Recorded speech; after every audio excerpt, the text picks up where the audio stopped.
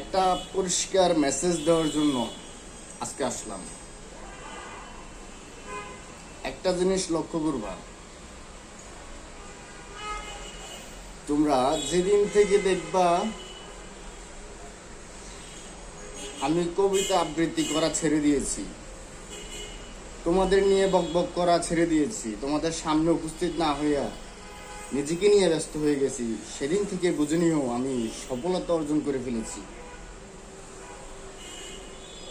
কারণ একজন সফল ব্যক্তি কখনো কাউকে নিয়ে আলোচনা করে না, কারো পিছনে কাউকে নিয়ে সমালোচনায় একজন সফল সফল ব্যক্তি সে সময়টা দেয় না।